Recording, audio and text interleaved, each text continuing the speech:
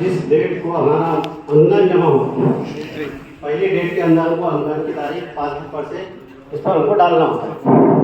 उसके बाद तफसील रहती पर्टिकुलर कि यह अनुदान काय का है, उसके अंदर हमको उल्लेख करना है, उसके अंदर मेंटेन करना है।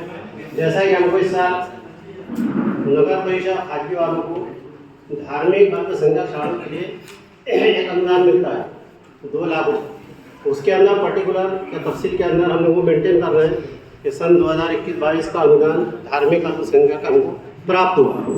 उसके बाद का अगला कॉलम जो है वो अमाउंट है, कितना मिला वहाँ पर अमाउंट लिखा जाएगा।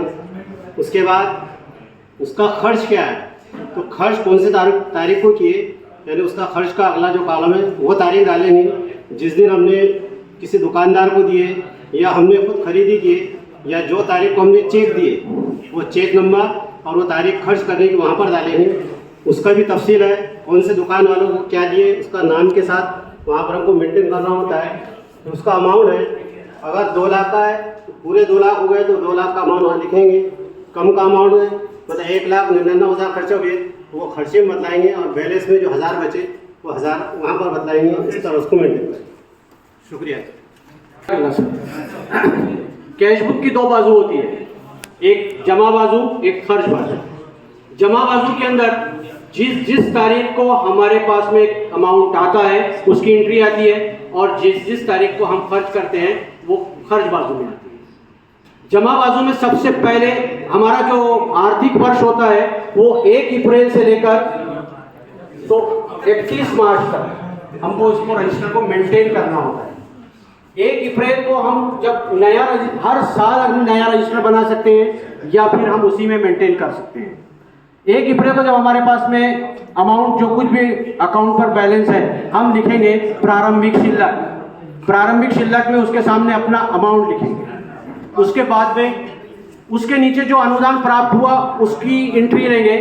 मिसाल के तौर पर शालेय पोषण आहार अंतर्गत 1 से 5 का अमाउंट आया हुआ है, वो भाजीपाला ईंधन पूरक आहार का है, उस टॉपिक से रिलेटेड वो एंट्री दी जाएगी। वो लेने के बाद अब मैं जिस दिन वो पैसा निकाल रहा हूँ वो पैसा निकालने की तारीख और तारीख निकालने का कोड वहाँ पर लिखना होगा कि 1 से 5 करीता भाजीपाला ईंधन पूरक आहार साठी अनुदान अदा, और उसके बाद में पूरी एंट्री।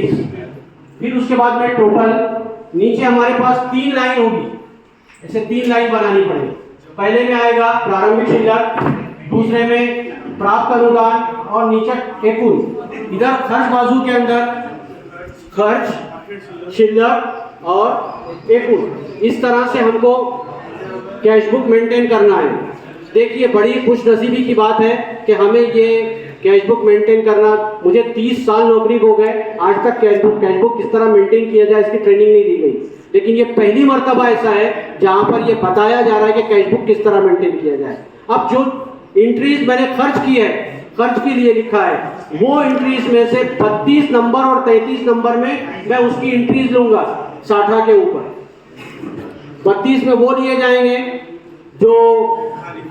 जिनको हम खारिज कर सकते हैं, और जो स्थायी रूप से हमारे इस पास में रहने वाली चीजें हैं उसको मैं 33 करूंगा। इस तरह से हम एसएमसी का आर्थिक रिकॉर्ड मेंटेन करते हैं, एसएमसी की सभा लेते हैं, एसएमसी की अक्सर नौ तश्कील करते हैं। ये तमाम टॉपिक्स आपके सामने रखे गए। अगर दौरान गुफ्तगू कैश बुक में भी जमा में भी तो जो हम